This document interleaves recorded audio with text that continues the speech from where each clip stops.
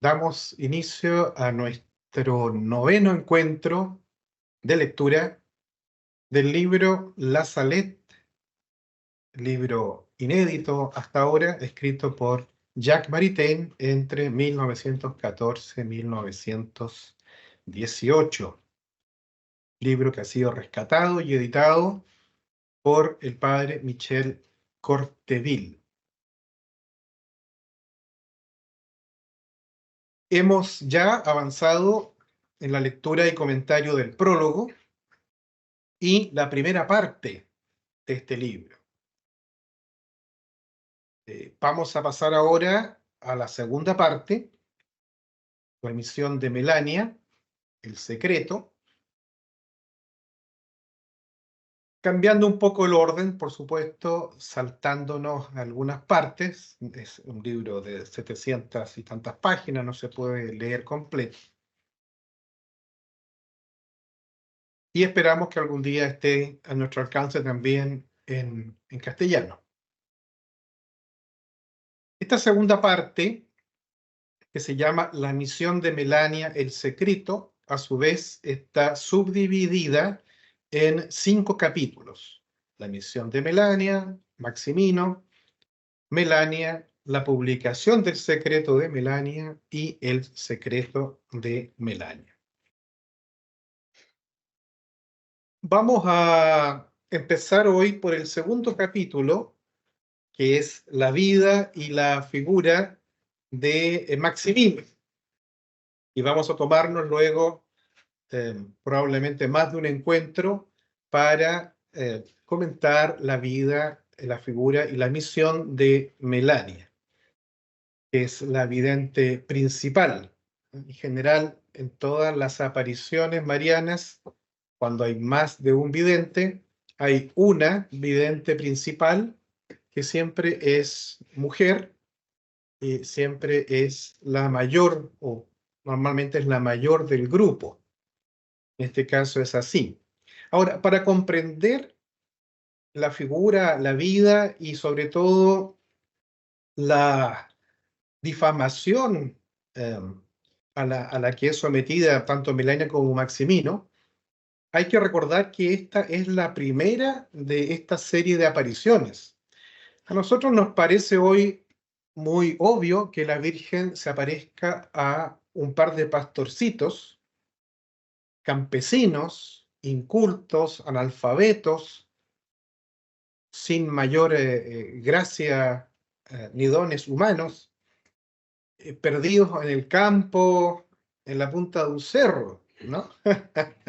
Porque tenemos viva en la memoria a Fátima, Lourdes, incluso quizás Garabandal, Medjugorje, pero la Salet es el primero de estos eventos. ¿Mm? Y antes de la Salet no hay antecedentes similares. Recordemos que los precedentes inmediatos, en 1830, la medalla milagrosa, la aparición de la Virgen a Catalina Labouré.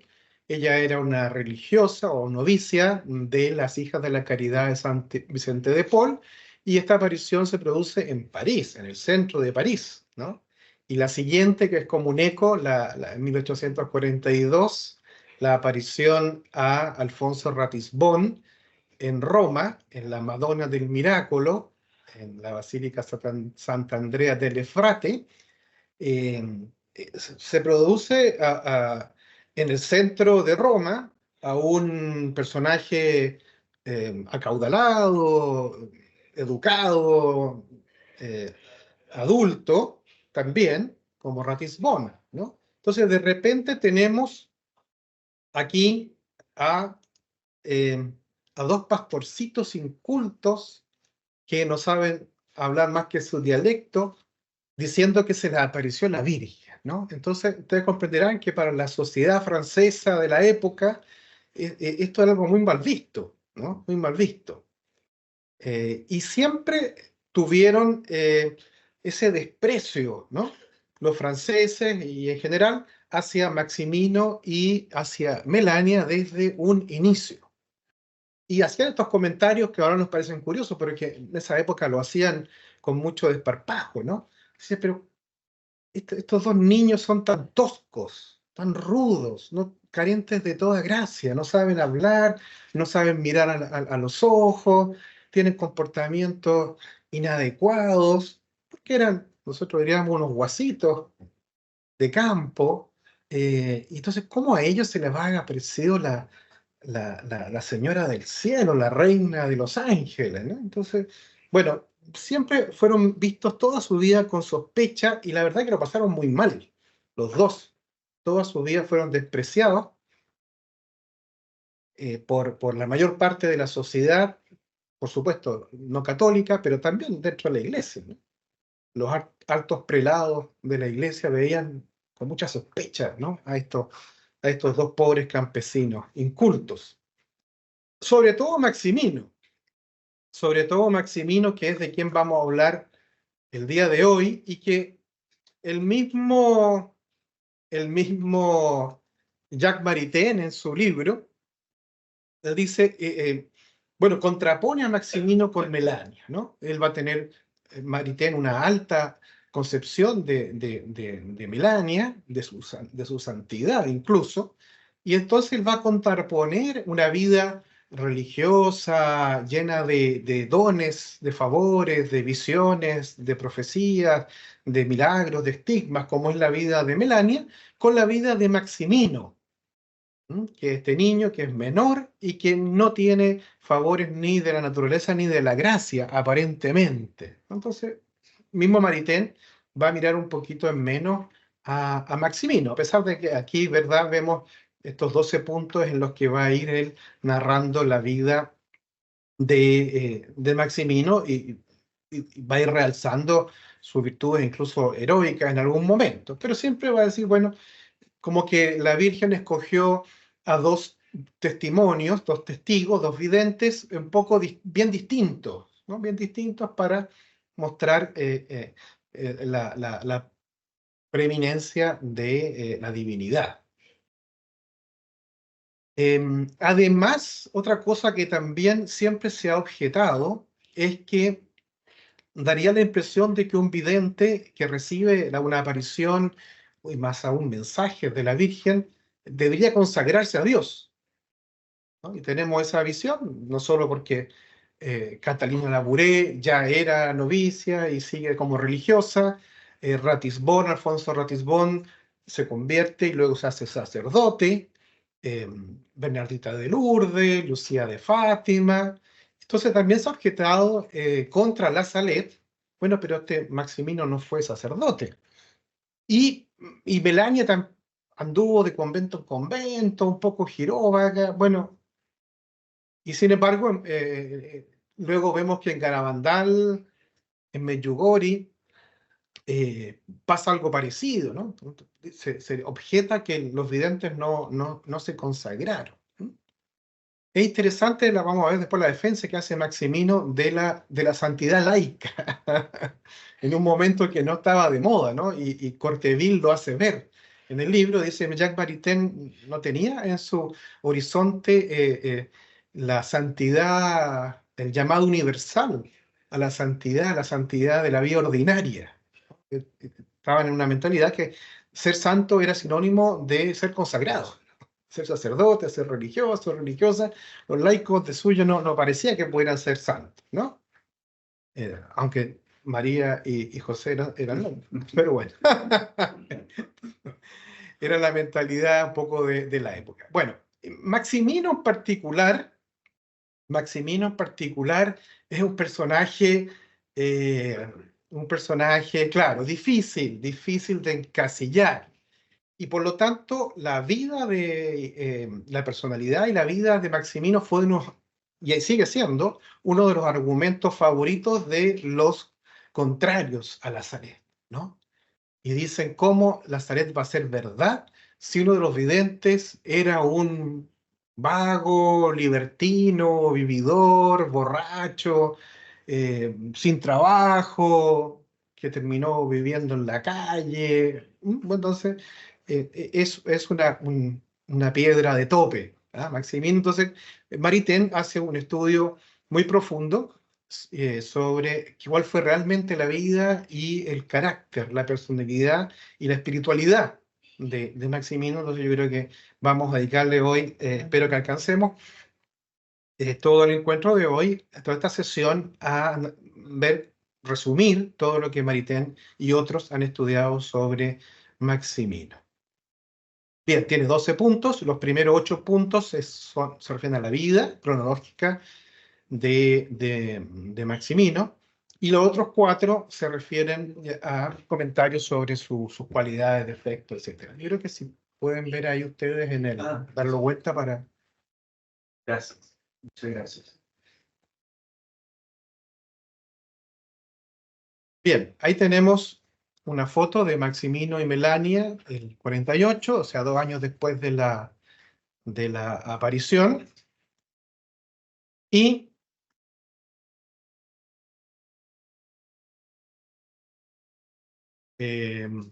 vamos a ir viendo, me entra la duda,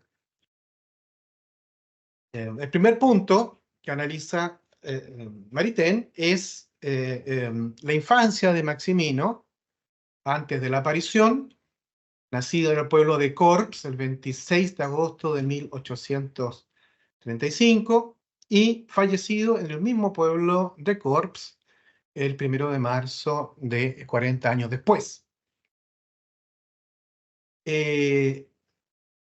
Maximino, cuyo nombre era Pierre Maximin Giraud, más conocido como Memán, era su apodo, Memán, su apócope, nace huérfano porque en realidad su madre muere cuando él todavía no cumple 2 años, tiene 1 año y medio. Entonces nunca conoce a su madre. Y su padre, Germain Giraud, era un hombre dedicado a su trabajo, a su taller de carros, de carromato, y al bar del pueblo. Entonces nunca se preocupó mayormente de Memán.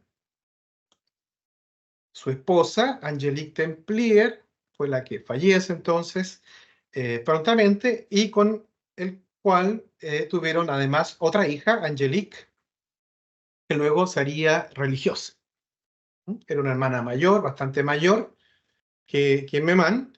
Por lo tanto, en la infancia de Maximino, él vivía más bien solo, con su perro y con su cabra, ¿no? Paseaba libremente por las calles, nunca fue a la escuela, nunca tuvo instrucción religiosa, y particularmente porque queda huérfano de madre muy, muy joven, pero entonces su padre se casa en segundas nupcias con Marie Court, y Marie Court tiene con Germain otro hijo, Jean-François, que bueno, le hace la competencia a Memán, y ni su padre ni su madrastra se preocupan mucho de él, ¿no?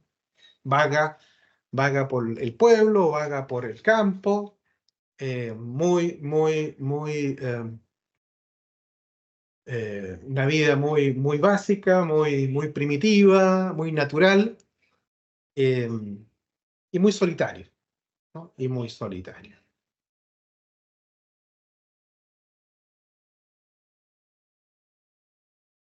De hecho,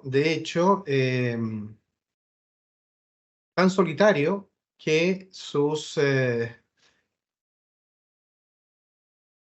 dentro de las plagas anunciadas por la Virgen, que va a estar la muerte de los niños menores de 7 años, una de las víctimas va a ser su hermanastro, Jean-François, al año siguiente, el 47.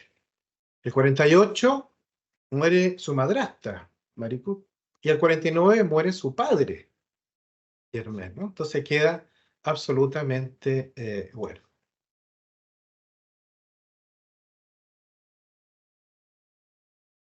Otro personaje que aparece en la historia que hemos comentado es la abuela, ¿no?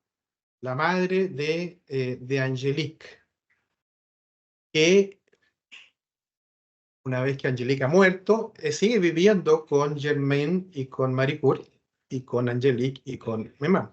Entonces, cuando Memán llega a contar de vuelta a Corps, llega al pueblo a contar la aparición de esta bella señora. Esta abuela no le cree mucho al principio y le dice, no, debe ser tu madre, el fantasma de tu madre que se está apareciendo en vista de lo mal que te portas tú, ¿no? Y es la madrastra, la Marie Court, quien defiende a Maximán en ese momento. Le dice, no, no puede ser, tiene que haber visto a la Virgen. Y el día siguiente, la abuela, la madrastra y una prima de Maximín suben las tres al lugar de la aparición. La prima la llevan porque tiene problemas a la vista. eh, en realidad son 2 días después, el lunes la llevan, y se lava los ojos con esta agua. Ellos son las que descubren que ha vuelto a manar el agua de esta fuente, de este manantial, se limpia los ojos y queda también sana de la vista esta prima. Entonces, bueno, pero luego de que muere Marie, que muere Jean-François, muere Germain y queda cada vez más solo Maximán, solamente con su abuela, eh, es el tío, Louis Templier, también hijo hermano de su madre fallecida, quien pasa a ser el tutor. ¿Mm? Pero este hombre era peor que su cuñado Germain, y la verdad que no le interesaba para nada la formación de Maximán, le interesaba sacar plata. Entonces, él lo único que quería era cobrar. Quería poner un puesto y cobrar cada vez que Maximán contara la historia de la aparición. ¿Mm? Entonces, y él no quería. El niño no quería por ningún motivo. Entonces, bueno, lo trataba bastante mal para tratar de convencerlo de explotar su experiencia. Como ustedes recuerdan, la Virgen le había dicho a los niños que rezaran, ¿no? Al menos un Padre Nuestro y una Ave María todas las noches. Pero el pobre de Maximino no sabía ni el Padre Nuestro ni la Ave María, y entonces, bueno, él se le ocurre ir a esta escuela, la escuela de las religiosas, la escuela de San José que había en el pueblo, de las Hermanas de la Providencia, que no son las religiosas de la Providencia que nosotros conocemos aquí en Chile, que son canadienses. Esta era una congregación que había sido fundada por ahí muy cerca, en Corenc, y es luego la congregación a la cual va a ingresar en primera instancia Melania también, ¿no? Bueno, pero Melania todavía está en los cerros cuidando las ovejas. Acuérdense que Maximino fue solamente por 4 días a hacer un reemplazo, ya volvió, y entonces él mismo decide que quiere aprender algo, porque quiere saberse las oraciones, y va y se presenta solo a la escuela y le dice, madre, la religiosa, quiero que me enseñen a leer. Y él mismo se había conseguido un silabario, se lo llevó, y enséñeme esto. Bueno, y empieza a ir regularmente. Por supuesto que a su tío Luis eso no le interesa lo más mínimo. Y finalmente las monjitas como que lo adoptan, ¿no? Sobre todo una hermana que se llama Tecla, que él le va a decir la mamá Tecla durante toda su vida. Y bueno, hasta que consiguen que Maximino ingrese ya como interno a esta escuela que tenía internado, y luego más tarde también Melania va a ingresar también al internado femenino de este mismo convento. Y ahí, bueno, ellas dan testimonio de la vida de Maximino en el convento, que le gustaba salir, que era muy, muy, muy movedizo. Entonces, bueno, pero que se portaba bien dentro de lo que se podía, pero tenían libertad para salir y entrar, así que le toman mucho, mucho cariño. El profesor de latín dice que lo hace sufrir mucho porque no, no era bueno para el latín, le costaba mucho memorizar, le costaba mucho aprender, para qué decir las matemáticas y nada. Bueno, entonces no era muy buen alumno, pero era empeñoso, ¿no? Y él quería aprender a leer, sobre todo para poder eh, decir las oraciones. Además, recuerden que él llegó ya sabiendo francés, milagrosamente, ¿no? Antes no sabía y llegó ya sabiendo francés a esta escuela, pero no sabía leer ni escribir francés, sabía hablarlo simplemente ahora, además de su dialecto. Bien, aquí va a suceder un evento muy complicado y que es, todos reconocen, una de las más grandes objeciones en contra de la Salet, ¿no? El problema de Ars, el problema con el cura de Ars. Entonces, ¿qué es lo que sucede? Bueno, desde el principio, así como causaba mucha reticencia Maximino y Melania, también tuvo desde el principio muchos padrinos, más interesados o menos interesados, ¿no? Pero mucha gente noble que iba a escucharlo, que le ofrecía ayuda, que le ofrecía dinero. Él jamás aceptó ni una moneda por contar, por narrar o algo que tuviera que ver con la Virgen, con la aparición. Y un día llegaron tres señores y le ofrecen llevarlo a conocer al cura de Ars, que ya tenía fama de santidad. Y en ese momento, 1850, en ese momento ya era un adolescente y él estaba pensando entrar al seminario. Él quería entrar al seminario menor, pero estos señores le dijeron que en realidad lo convencieron que él estaba llamado a mayores cosas, era el elegido de la Virgen, que él tenía que fundar una congregación o incluso debería ser un político, señores con simpatías monárquicas, algunos entonces para restaurar un gobierno católico en Francia. Y entonces le dice, yo creo que mejor sería que tú estudiaras en la escuela de los maristas, allá en León. Bueno, el asunto es que Maximino lo que le pareció interesante ir a pasear, así que dijo, ya, pues vamos a pasear a León y a Ars. Y en el camino pasan por Grenoble a descansar y ahí está el obispo. Y el obispo, recuerden ustedes el obispo Brulart, que era el protector, y que estaba preocupado y siempre estaba encargándole a los párrocos que se preocuparan de Maximino, de Melania. Fue el que realizó el decreto de reconocimiento de la autenticidad de la aparición, mandó a construir la basílica, o sea, el gran defensor de la Saleta y de los niños. Se entera de esto, hay versiones encontradas de quién fue el que le fue con el soplo, y dice, no, pues ¿cómo se van a llevar a Maximino fuera de mi diócesis? Y sin mi permiso, y más encima para meterlo con los maristas en León. Entonces, manda a llamar, le dice, no, Maximino, mira, quédate acá, ya que estás acá en Grenoble, ándate a alojar allá con los hermanos de la doctrina cristiana y luego vemos qué pasa. Y ya, pero estos señores no estaban de acuerdo, así que fueron y lo sacaron de ahí, sin permiso del obispo, y se lo llevan a León, y de ahí se lo llevan a Ars,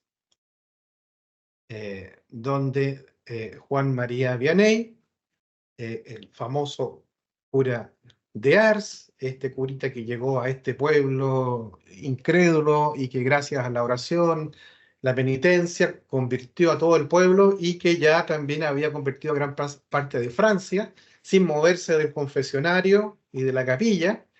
Ese es el cura de Ars. Sí, es un retrato. Yo estaba bien. Nice. Y entonces iba gente de todas partes, de toda Francia, hasta este pueblito de Ars, a confesarse, un poco con Padre Pío también, ¿no? Entonces, largas colas para confesarse con el cura de Ars, que ya estaba más viejo, uno dice que medio sordo, había perdido los dientes, no se le entendía mucho lo que hablaba, pero igual era santo, entonces todo el mundo iba a consultarle todo al cura de Ars. Y estos señores, estos tres señores, hacen lo mismo y llevan a Maximino a hablar con el cura de Ars. pero el cura está tan ocupado que no los puede recibir. Entonces, bueno, Maximino se cuela en la cola de los que se van a confesar y se le cuela al confesionario. Le dice, padre, si no vengo a confesarme, pero me mandaron acá a preguntarle por mi vocación. Yo creo que el Señor me llama a ser sacerdote, porque lo que yo quiero es ser misionero de la Salet. Yo quiero ahí les voy a contar una anécdota simpática. Yo quiero dar a conocer el mensaje de Nuestra Señora, y entonces para eso me imagino que tendré que ser cura. Pero estos señores me dicen que me vaya con los maristas, que tiene más proyección internacional. Puedo andar por todo el mundo hablando de la Bella Señora de la Salet. Y el obispo me dice, no, que me quede, en todo caso, que sea seminarista en mi diócesis, en Grenoble. Entonces el cura de Ars me dice, no, yo creo que mejor quédate en tu diócesis. Bueno, y dice, y tú eres el que viste a la Virgen. Ah, sí, bueno, y no conversan más. Pero pasan dos problemas. Un problema es que el vicario, el vicepárroco, de apellido Raymond, Antoine Raymond, era absolutamente contrario a la Salet. Él sostenía que eran puras mentiras. Y cuando descubre que está ahí este supuesto vidente, lo agarra a insultos. Dice, tú niño mentiroso que vienes con toda esta faramaya y qué sé yo qué, lo sube y lo baja, y tú con tu hermana, pensaba que era hermana, otra mentirosa, ustedes son unos pastores incultos, ¿a quién quieren engañar? Y entonces Maximino se enoja y dice, bueno, si soy tan mentiroso, ¿para qué me escuchan? Y entonces este cura dice, ha reconocido que eran mentiras. Y empieza a decirle a todo el mundo, yo conocí al vidente y me dijo que eran mentiras. Y empieza rápidamente a difamar. Y el segundo problema es que los tres señores que habían llevado a Maximino no quedan muy contentos con esta historia, porque ellos querían que se fuera con los maristas. Y dice, no, no te debe haber escuchado bien. Mañana vamos a ir de nuevo a hablar con él. Entonces van de nuevo a hablar con el cura de Ars y lo pillan celebrando misa, así que lo meten a la sacristía y, entonces le dicen, me mandan de nuevo a preguntarle si tengo que ser marista o seminarista menor en mi diócesis. No, no, usted quédese en su diócesis tranquilo. Y aquí no se sabe bien, hay dos versiones de lo que pasa a continuación. El cura ya celebró la misa, está lleno de gente, se dice que no escuchó bien, otros dicen que Maximín lo quiso probar porque el cura, el vicecura le había dicho, y el santo cura de Ars adivina los pensamientos de los mentirosos, así que te va a descubrir. Entonces nos dicen que Maximino trató de probar al cura de Ars, a ver si descubría, y entonces que le habría dicho, no, yo en realidad no vi nada. Y otro cura no reaccionó. Otro dice, el mismo Maximino dijo, no, no, no, yo le dije, yo no digo que vi a la Virgen. Siempre decía eso, yo vi a una bella señora. Entonces, él dice que yo le digo al cura, yo no digo que vi a la Virgen. Y ya, bueno, y la pelotera, entonces el cura de Ars dijo, me dijo que no vio a la Virgen. Y después fue el cura Raymond, Raymond Torreo, le dice, sí, a mí me dijo que eran puras mentiras. Entonces el pobre cura de Ars, que hasta ese momento creía en la Virgen de la Salet, y era muy devoto a la Virgen de la Salet, dice que quedó pero en crisis. Y pasó durante muchos años en crisis hasta que tuvo, no se sabe cómo, una revelación privada, y los dos últimos años de su vida dice, ya no tengo ninguna duda de la Salet, seguramente lo de Maximino fue un malentendido, pero la Salet es cierto y fue uno de los principales propagadores de la devoción a la Virgen de la Salet. Bueno, pero siempre se cita este problema como un antecedente de que Maximino era mentiroso, ya se habría retractado y todo eso. Él dijo que nunca se había retractado y un detalle que yo les quería contar con respecto a y que retrocede, con este espíritu misionario, ¿no? Cuando llega Melania a esta escuela y se encuentra con Maximino, eran como 4 meses después, entonces estaba feliz Maximino, dice, yo quiero entregar mi vida por Dios, por la Virgen, Y entonces les contaron la historia de San Ignacio de Antioquía.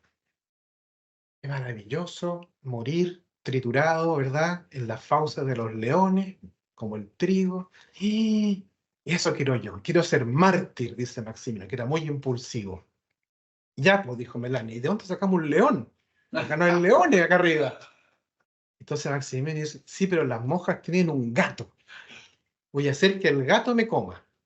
¿Y cómo hago eso? Lo voy a encerrar en un closet, en un armario, sin comida, para que cuando yo llegue me coma, tenga tanta hambre que me coma. Entonces encierran al gato de las monjas y lo tienen como 5 días encerrado sin comer. Entonces va Maximino ya sintiéndose mártir, abre la puerta y el gato estaba muerto, muerto de hambre. Así que se quedó sin martirio. No le contaron nada, por supuesto, a las monjas y se quedó sin martirio. Está como papelucho. Sí, no, tiene muchas más anécdotas de ese tipo.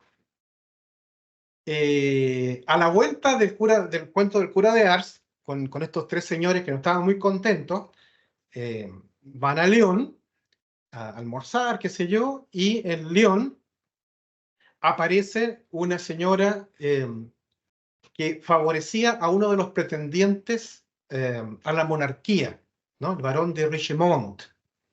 Y entonces le dice, está aquí el vidente, y manda a llamar a este barón de Richemont, que él decía ser Luis XVII, ¿no? Luis XVII, que este niñito, hijo de Luis XVI y Antonieta, que había muerto, 7 años. Bueno, estaba el rumor, igual como después con Anastasia, ¿no? De Rusia, que en realidad no había muerto, y entonces había muchos, en ese momento habían 7 u 8 pretendientes a ser ellos Luis XVII. Y este era uno, barón de Richemont. Y entonces va a tratar de convencer a Maximino que diga que la Virgen decía que él era.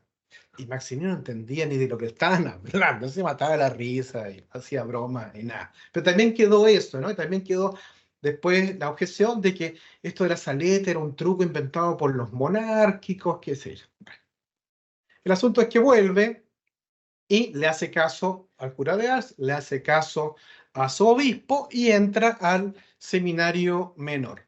Pero había un problema, y es que seguía la gente yendo todos los días a preguntarle por la aparición. De todas partes del mundo llegaban eclesiásticos, nobles, personajes políticos famosos a interrogarlo, y no podía ni estudiar. Tampoco era que fuera muy brillante. Entonces, bueno, lo manda un poquito afuera de Grenoble, al seminario menor de la Côte Saint-André, y ahí termina sus 2 años de seminario menor. Y hay un problema grave aquí, y es que ya el obispo Piglar ya dimite y muere pocos días después, ya estaba casi de 90 años. ¿Mm? Y llega y nombran a un nuevo obispo, ¿ah? Gignac. Y este obispo era absolutamente galicano, era absolutamente pro Francia, pro Napoleón III. ¿Mm? Y ustedes recordarán que en uno de los secretos, bueno, ya subimos la historia de cómo llega Napoleón III, como un lobo con piel de oveja, ¿no? Y que la Virgen le había advertido a Pío IX, al Papa, a través de los niños, que tuvieran mucho cuidado con Napoleón III, que se hacía pasar por favorable a la Iglesia, pero que en realidad iba a resultar todo lo contrario. Y esto había llegado a oídos de Napoleón III. Entonces este nuevo obispo, Gignac, era favorable a Napoleón III.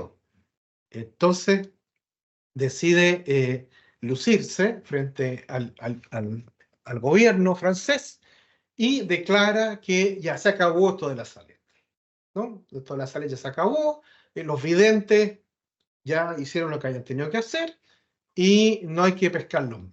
Y entonces manda le pide al Papa permiso para hacer una nueva comisión para indagar si era verdad o no esto de la aparición. Le dan el permiso, hace la segunda indagatoria y sale todavía más favorable que la anterior, la convención, entonces no puede negar el milagro, pero bueno, pero niega los mensajes, niega el mensaje secreto y y averigua que hace sufrir a Melania, como escucharemos después, y también hace sufrir a Maximino, averigua que está en el seminario menor y que ahora le toca pasar al seminario mayor, bueno, lo manda lo más lejos posible, lo manda a otra diócesis, eh, termina con los jesuitas que lo acogen, en este otro seminario que está en la otra parte de Francia, cerca de Toulouse, ¿sí? Bueno, y entonces ahí va a estar en el seminario. Pero la verdad es que Maximino está con muchas dudas de su vocación sacerdotal, porque a él lo único que le interesaba era dar a conocer el mensaje de la Virgen. Y él pensaba que era para ser sacerdote, tenía que ser sacerdote para eso, ¿no? Pero la verdad que se daba cuenta que más bien tenía que hacer muchas otras cosas y no se iba a poder dedicar solamente a lo que le interesaba, que era transmitir su mensaje.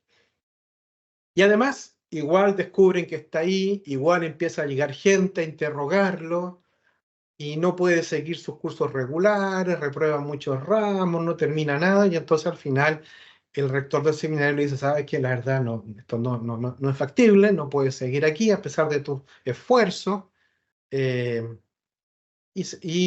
Maximino también dice, en realidad parece que no es mi vocación, lo consulta, va para allá, y finalmente decide dejar el seminario, pero lamentablemente no ha terminado ni la enseñanza media, no tiene ninguna formación, ningún oficio, ninguna profesión, y alguien le ofrece ir a trabajar. Hay un señor por allá en ciudad, en Torrán, que te podría contratar, que es un cobrador de impuestos. Bueno, se va para allá y trabaja con este cobrador de impuestos, pero no sabía calcular, po, no sabía las matemáticas, Maximino. Entonces, este cobrador de impuestos lo echa a la calle, ¿no? Porque no le sirve. Y entonces Maximino empieza de ahí para adelante a deambular el resto de su vida, sin formación, sin profesión y con el odio, que ya no es simplemente el desprecio, el odio del obispo. Él escribe al obispo, mire, quedado en la calle, qué sé yo, y el obispo no le contesta nada. ¿Mm? Nadie lo ayuda. Ahora, Maximino era un niño muy bueno, era un joven, ella era un adolescente, un joven muy bueno, entonces hay mucha gente que se encariña con él, pero va dando de tumbo en tumbo, llega a París a buscar trabajo, pero le va mal, termina de vago en la calle, termina viviendo en la calle. eh, Él cuenta que pasaba muchos días, semanas sin comer nada, en la humedad, mojándose, ahí contrae un reumatismo artrítico, un asma, que no lo van a abandonar el resto de su vida, y dormía ahí afuera en la calle, a la puerta de la iglesia de San Sulpice, y ya siente que va a morir. Le mandó carta al obispo, le manda entre medio el obispo Brullar, antes del último año, antes de dejar su cargo, él crea la congregación de los misioneros de la Salette. Llama a sacerdotes diocesanos y los a 6 y crea con ellos una congregación religiosa de los misioneros de la Salette. Entonces, eh, esto es 7 años antes, Maximino sabe de esto y le escribe cartas a los misioneros de Salet y no le contestan, le dicen que van a rezar por él, pero que no, ellos son tan pobres como él, no le pueden mandar recursos. ¿Mm? Bueno, el asunto es que ya sintiéndose desfallecer, ya dice voy a morir, y en vista de que, dice, en vista de que le dice a la Virgen, viste Nuestra Señora que usted no me quiere ayudar, ya lo último que me queda es hablar con su marido. Entonces le dice, San José, mi último recurso es pedirte a ti que me ayudes a bien morir o lo que sea, ¿no? Patrono de la buena muerte. Se encomienda a San José y se ya se deja a morir en la calle.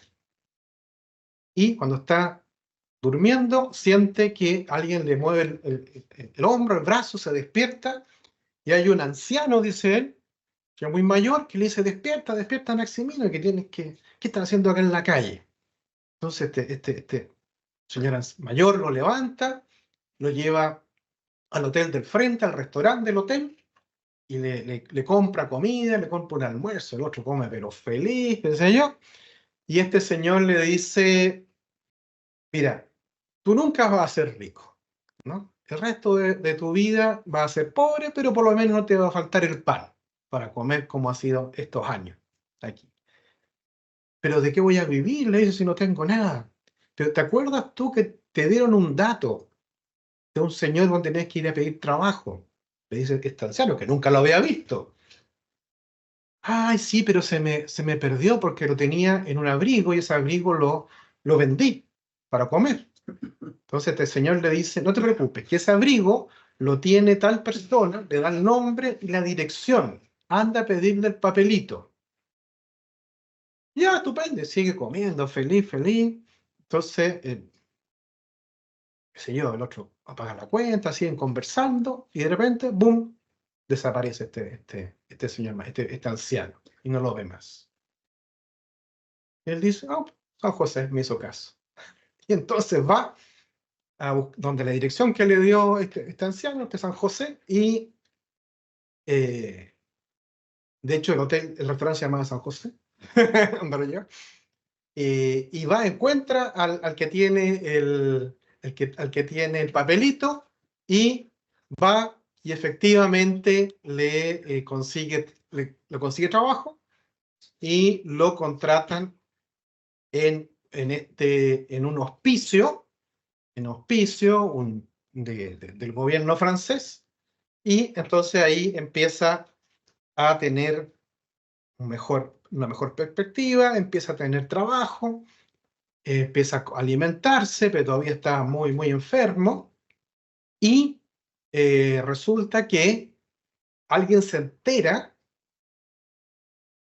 está este supuesto vidente monárquico, antigobierno, ¿verdad? Trabajando en una dependencia de gobierno por este hospicio, y le avisan al ministro de Sanidad, y el ministro de Sanidad dice que lo expulse.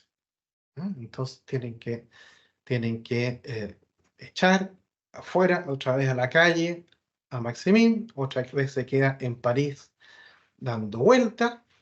Un par de comerciantes que estaban a punto de jubilar se apiadan de él, y como está muy enfermo, se lo llevan una temporada a la costa, y como sigue muy enfermo, lo llevan finalmente al hospital de San Luis de París, donde pasa una temporada hasta que se recupera. ¿Mm? Y ahí, entonces, dice qué bonito, porque era entusiasta, ¿no? Qué bonito aquí cómo ayudan a la gente que sufre, a los enfermos. En una de esas, esa es mi vocación, ¿ah? Ser médico. Entonces estos viejitos dicen, el- lo- lo- era una pareja mayor que no tenía hijos, ¿no? Y entonces dice, bueno, nosotros te vamos a pagar la carrera de medicina. Entonces, ahí está la foto, 1861, 26 años tendría, y empieza a estudiar medicina. ¿Mm?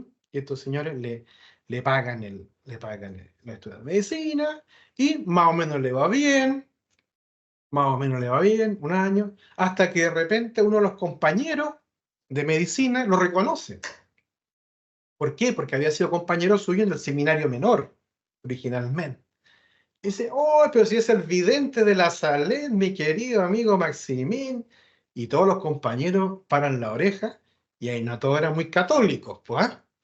Entonces empiezan a hacerle la vida a cuadritos a este pobre Maximín, y lo empiezan a insultar, y bueno, ahí, ¿qué se te aparece a ti la Virgen? Este es un milagro, lo empiezan a molestar, y llegan a las manos, porque también este era polvorita, pues, ¿ah? Entonces le dice, me dan ganas, le dice el compañero, me dan ganas de pegarte una bofetada.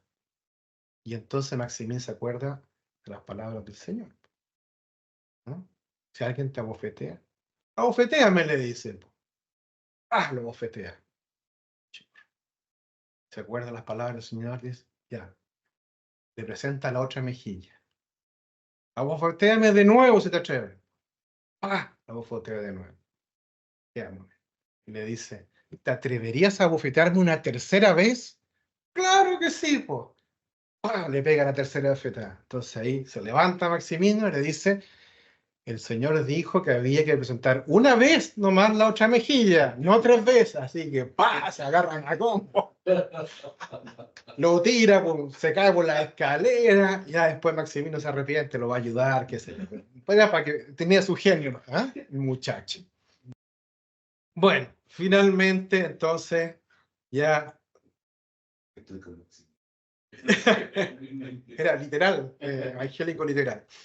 Entonces dice, ya no, en realidad esto no es lo mío. Y otros señores lo invitan a Roma. Lo invitan a ir a Roma, que se ir al Papa, a ver al Papa. Bueno, estupendo. Y entonces va a Roma. Ahí, como ustedes ven, ya está más recuperado. Claro, está más recuperado. Y entonces llega a Roma con 30 años y estamos, como nos explicaba Gerardo, ¿verdad? En esta época donde viene la unificación italiana y están rodeando los estados pontificios, ¿verdad? Víctor Manuel, Garibaldi. Y entonces se ha configurado, se ha formado un ejército de voluntarios de Francia, de Bélgica, de muchos otros países para defender al papado. Y entonces se llaman los suavos, que era un nombre del ejército francés en Argelia, los suavos del papa, ¿no? Los suavos pontificales. Y entonces este Maximino, que busca su destino, busca su vocación, queda tan impresionado. De hecho, él de chico he pensado ser soldado en un momento antes de ser misionero, porque era de más tomar. Entonces, oh, qué interesante, dice, yo quiero entrar a ser suavo.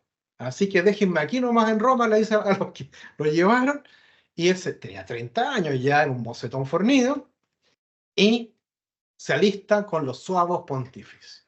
Y está 6 meses, pero para su decepción le toca un periodo donde no hay ningún combate, ningún ataque, se aburre un poco, eh, los demás no saben quién es, nadie sabe quién es, pero tiene un compañero, Henri Kenguerek, que era muy devoto, que luego va a ser jesuita, un jesuita muy famoso, que empieza a sospechar, Maximin Giraud, me suena ese nombre, y empieza a averiguar este Kenguerek, y dice, este parece que es el vidente. Y además se da cuenta que es muy devoto, ¿no? Que cuando van a rezar a la Virgen se le ilumina el rostro, los ojos, pero de una devoción mariana espectacular. Además le llama la atención que él, estamos en un grupo de soldados, ¿no? Maximino nunca aguanta bromas sucias, bromas de doble sentido, él las corta de inmediato. O sea, tiene una preocupación por todo lo que sea la pureza, chañísima en un soldado voluntario. Entonces, quien quiere que le llama la atención y averiguas y dice, tú eres el vidente de la Salet. Oh, me pillaste, qué sé yo. Y entonces dice, pero hay algo extraño, se dice que en Querec, que este tipo tiene fama de comer harto y de tomar mucho, de que se le suben las copas y qué sé yo, ¿cómo va a hacer? Entonces lo va a espiar. Se decide espiar para ver si efectivamente es alcohólico, si es destemplado, ¿no? Y entonces se da cuenta que no, que el problema que tenía Maximino era el problema que tienen algunos otros, que toma un poquito de vino, se ponía rojo de inmediato y se le subió la cabeza. Con un poquito de vino, entonces pasaba, la gente pensaba, cayó al frasco, y no, más bien era simplemente que tenía esa condición, y quien quiere dice probablemente tiene alguna afección cardíaca. Y efectivamente tenía una afección cardíaca que después le descubren. Bueno, y después de 6 meses, eh, dice Maximino, ya basta, que no pasa nada, mejor me vuelvo.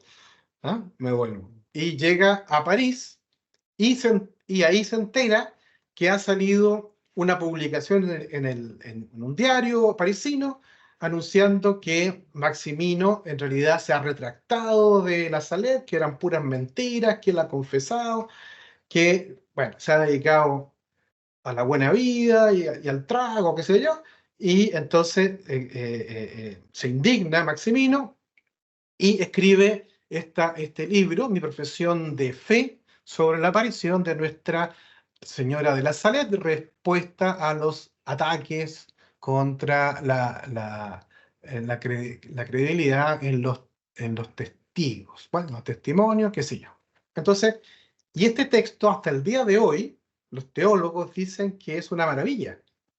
Es digna de un teólogo de más alto nivel, como él no solo defiende, sino que refuta uno a uno todos los argumentos en contra que se han ido surgiendo en contra la aparición. ¿Mm? Bueno, y dice, bueno, ¿qué hago yo acá en París? Me voy a volver mejor a mi pueblo. ¿Mm? Y entonces empieza a pedir ayuda porque sigue siendo un peso. eh, con esta pareja de parisinos ancianos, trata de hacer un negocio, se van fuera cerca de Versalles, pero le resulta mal el negocio, así que mejor me voy a mi pueblo, Corps, eh, y nadie lo ayuda. Entonces, dice, ¿qué puedo hacer acá? Y se acordó que una vez lo llevaron los cistercienses un verano a la Gran Cartuja, y ahí vio que los cistercienses vendían licores. Entonces dijo, voy a hacer eso, voy a vender licores de la Salet a sobrevivir, porque no tengo nadie me ayuda. Los padres de la Salet le dijeron que puras oraciones, pero no lo ayudan. El obispo, ha cambiado recién el obispo. Ahora el obispo es Polinier. Y Polinier, por todo lo que ha escuchado, no quiere ni recibir a Maximino. Le dice, tú hiciste lo del hijo pródigo, te fuiste a gastar la herencia, viviendo la buena vida como un libertino, borracho, por ahí, entonces, no lo tolera. ¿Mm? Y le pide, entonces, bueno, dice, voy a armar este negocio de licores, se consigue un señor que como socio capitalista, arma su negocio de licores, manda a llamar a los viejitos, a sus padres adoptivos de París para que estén con ellos. Y, la familia Jourdain, y entonces, el matrimonio Jourdain, y entonces le pide a los padres de los misioneros de la Salet, que ya están mejor establecidos, qué sé yo, que ya, si no quieren ayudarlo, por lo menos que pongan un aviso de su licorería en su revista, Los Anales de Nuestra Señora de la Salet, para hacerle propaganda. Y entonces los padres ponen un aviso, pero dicen, esa licorería de la Salet no tiene nada que ver con nosotros no nos hacemos responsables. ¡Pum! Entonces, pobre Maximino, que había logrado vender algunos licores, después de eso nadie más le compra. El socio desaparece con la plata, no le paga ni una, y entonces queda nuevamente en la ruina más absoluta, en la pobreza, con sus problemas de salud cardíacos, le viene una hidropesía, estaba cada vez más hinchado, pero se dedica, a lo único que se dedica, a lo que se ha dedicado siempre, es a contarle a todos los peregrinos de nuevo la historia de la aparición. Y con eso él es feliz, pero va enfermando, su mamá Tecla, la monjita, la ayuda, su mamá Jourdain, pero finalmente pide ir por última vez a subir en el invierno, a subir al lugar donde se le apareció la Virgen, ahí se despide, le cuenta una vez más la historia a todos los que están ahí con muchos detalles, toma agua de la Salet y finalmente muere en brazos de su mamá adoptiva. ¿Mm? Maximin Giraud, testigo de la aparición de Nuestra Señora de la Salet, que fue el 19 de septiembre, muere entonces el 1 de marzo, en realidad todavía no había cumplido los 40 años, tenía 39 años y medio. Y esa frase, les dejo lo que me queda a mi corazón, está en su testamento, pero es literal, no es metafórica. Dice que lo entierren en el pueblo con su familia, pero que su corazón lo lleven a la basílica, al santuario de Nuestra Señora de la Salette. Y el que lo hace es justamente su antiguo compañero de medicina, el que lo reconoció. Ese es el que va, saca el corazón, lo embalsama y lo lleva a la basílica hasta donde está el día de hoy.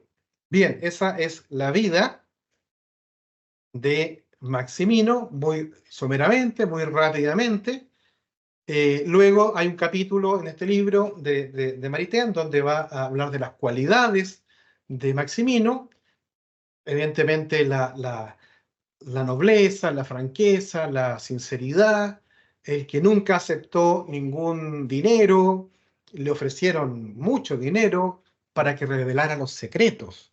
Le hacían trampas, le ofrecieron un castillo, después cuentas de que, bueno, le ofrecen hasta casarse con la hija de un noble que le iba a nombrar heredero, y él nunca quiere aceptar dinero. Entonces, en ese sentido. Otra cualidad bueno, es que es la pureza, ¿no? Y él mismo lo dice: desde que vi a Nuestra Señora, no puedo pensar más en las mujeres. Hizo como un voto de castidad perpetuo instantáneo, ¿no? Y eso le llamaba la atención al compañero Suavo Aikengerak, de esta pureza que él tenía en su trato, y él nunca se casó, no hizo ningún intento, porque él vivía consagrado a la Virgen. Y ahí un detalle importante. Le decían mucho que por qué no entraba a cura, porque así iba a tener por lo menos comida y techo. Los misioneros de la Salette decían: no te podemos ayudar, pero si entras acá, puedes ser parte de la comunidad. Nosotros tenemos voto de pobreza, pero aquí vas a tener por lo menos con qué comer, etcétera, ¿no? Y entonces él dice, les da una respuesta, y lo mismo le dice al obispo. Dice: no quiero convertirme en un mal cura, como tal, nombra varios. Si Dios lo hubiese llamado a ser religioso, ya lo sería desde hace mucho tiempo. Según las personas del mundo que no tienen fe, esa era el único camino que yo debía seguir para obtener gloria y riquezas.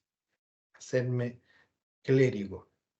Yo prefiero la pobreza del mundo a los tronos eclesiásticos y a toda la gloria de los grandes predicadores. Prefiero, es 1000 veces mejor, ser un buen laico, palabras textuales de él, un católico devoto, en vez de un hermanito en un convento con miles de ideas en la cabeza, estando allí solo por fuerza o por la necesidad de pan y de ropa. Es interesante pensar cuando escribe esto, ¿verdad?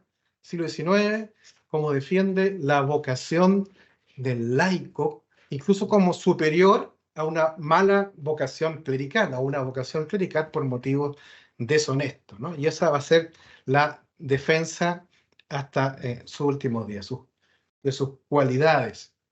Bueno, y sus defectos, ya lo conocemos: era impulsivo, era arrebatado, era sin filtro, decía lo que pensaba, era malo para los negocios, bueno, pero le adjudicaron siempre muchas calumnias, incluso absolutamente que se comprobaban que eran mentiras completas, ¿no? Que lo habían visto por allá embriagado y peleando no sé dónde, y él no estaba allá, y los obispos que le fueron a contar, y él estaba conmigo. Y así, ¿no? Siempre fue objeto de mucha persecución, y él mismo lo reconoce. Dice: bueno, es el camino que Dios escogió para evitarme que yo fuera un soberbio, ¿no? Para que no me creyera con esto de ser vidente, me hizo humillarme, y me enseñó la pobreza absoluta. Y un comentario que él recoge de uno de los padres, porque no hay tiempo, pero los sacerdotes y los obispos que lo iban a ver al principio, cuando era niñito, Todos decían, era un niñito encantador, pero insoportable.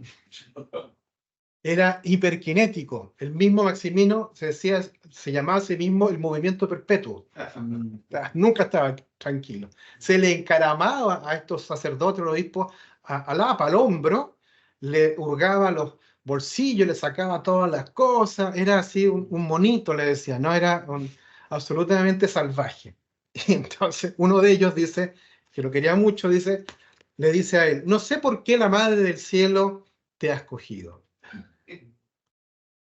Sin duda le hacía falta un buen lunático como Maximino, que no entendió nada del evento, de la aparición, y ni siquiera se dio cuenta lo que pasaba. Porque él contaba, ¿no? Que se puso a jugar con palito, que pensaba que la señora era un hijo que le quería pegar y que nunca entendió mucho. Te ha dejado todos estos defectos para hacer ver bien que era ella y ella sola, María, la que actuaba en esta sublime aparición.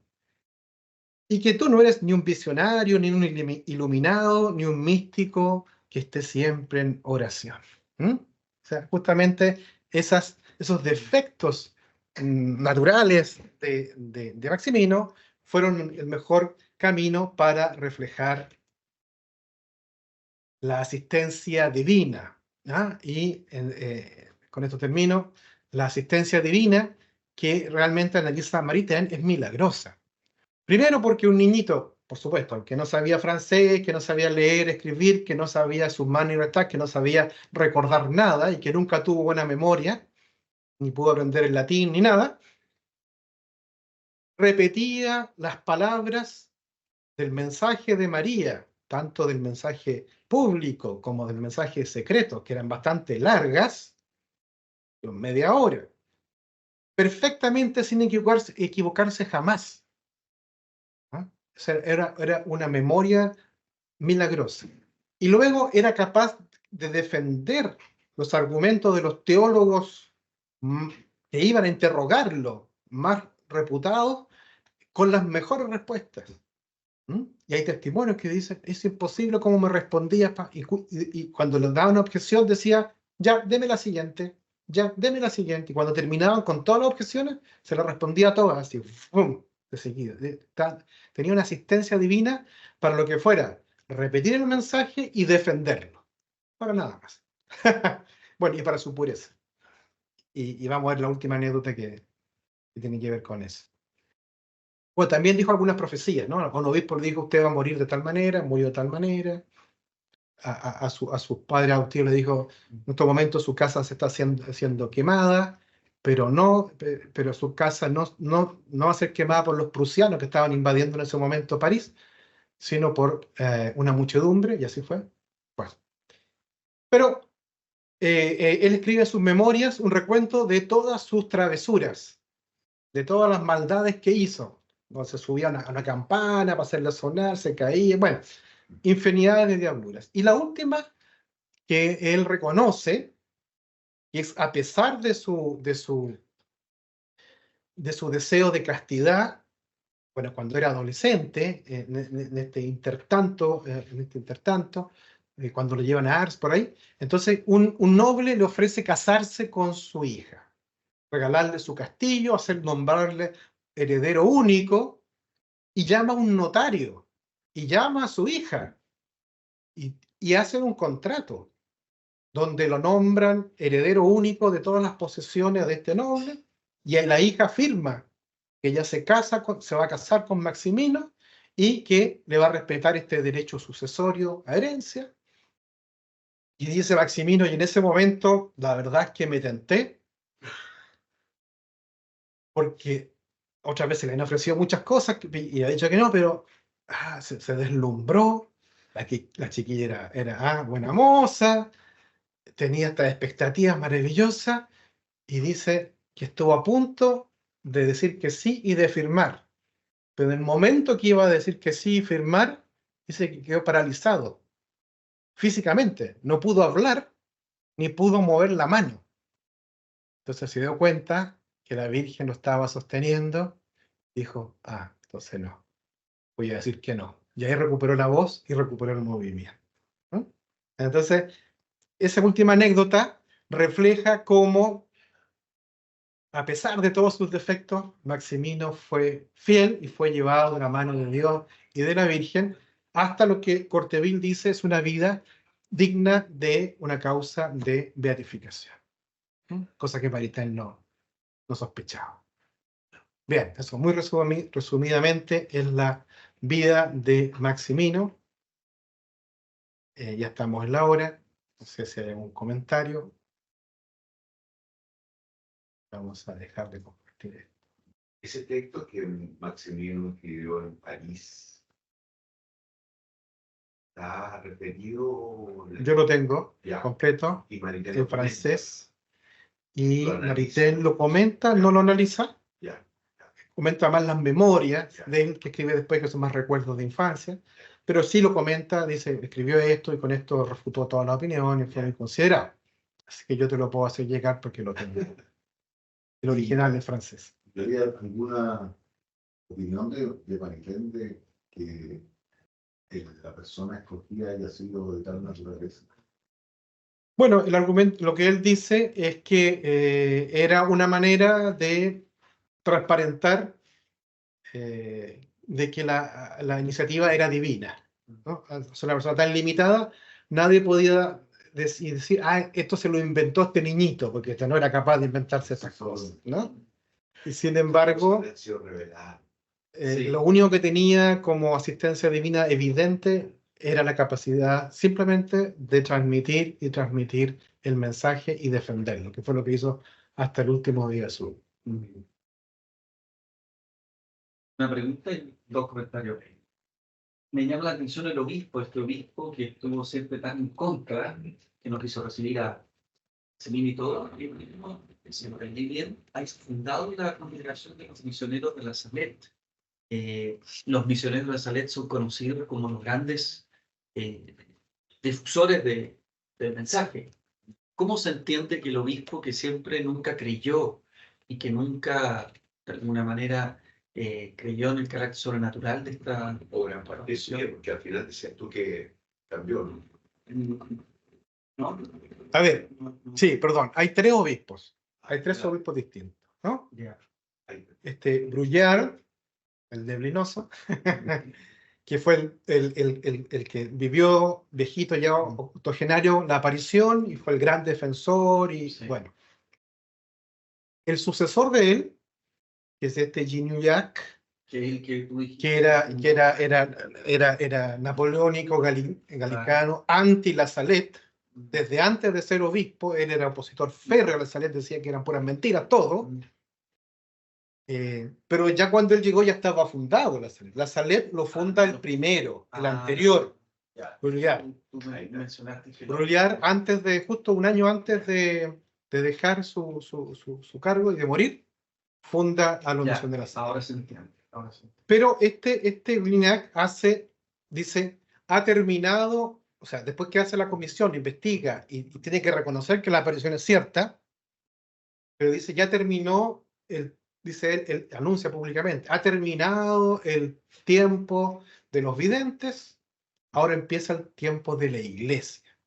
Y ahora solo la iglesia tiene autoridad, y la iglesia soy yo, claro. Autoridad para todo lo que tenga que ver con la Salet. Y por eso es que tira a los testigos, a los videntes lejos, y se va y se trae a los misioneros hacia él. Entonces dice, bueno, están los saletinos y están los melanistas. Se va a dividir los bandos. Los saletinos, como yo, como los misioneros, como las religiosas de la Salet, porque también se ha fundado una congregación de religiosas de la Salet, esos están con la iglesia. Los que están con los videntes, por lo tanto, con estos mensajes secretos, estas cosas raras contra Napoleón III, con todas estas predicaciones apocalípticas, todos ellos no están con la iglesia, ellos están con los videntes, son los melanistas, ¿no? Como le decían a Santa Catalina de Siena, los catilinistas, ¿no? Los que siguen las locuras, y él va a decir, Melania es una loca, y este obispo. Y Maximino es un libertino. Antes no tienen cero credibilidad. Entonces, los misioneros de la Salet van a estar bajo obediencia, obligados a tomar distancia de los videntes, y porque su misión primero es atender el santuario, y luego ya empieza, mucho después, en 1900, son expulsados de Francia, van a fundar en Estados Unidos y en otras partes, ¿no? Pero ellos, por obediencia, tienen que seguir la línea del obispo. Y el siguiente obispo, por Anier, es peor.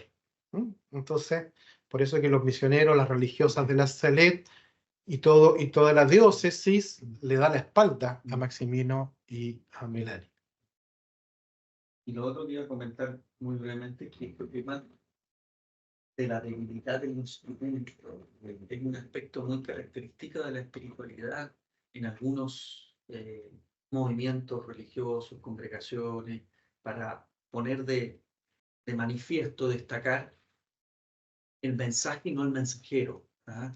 Y de alguna manera esta debilidad del instrumento escogido por María es algo característico que vamos a ver después en las apariciones posteriores, sobre todo Fátima, Lourdes, entonces es un aspecto muy propio.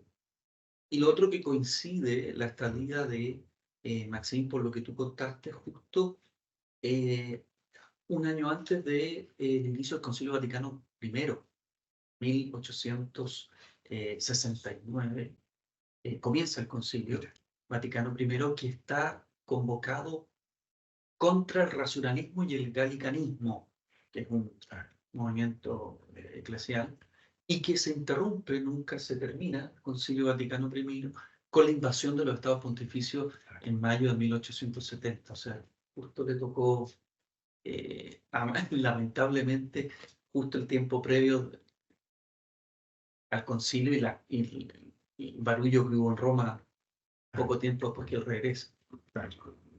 Sí, eso es muy cierto. Y bueno, primero los dos videntes van a siempre resaltar eso, ¿no? Que ellos tienen que desaparecer para que sea el mensaje el que aparezca.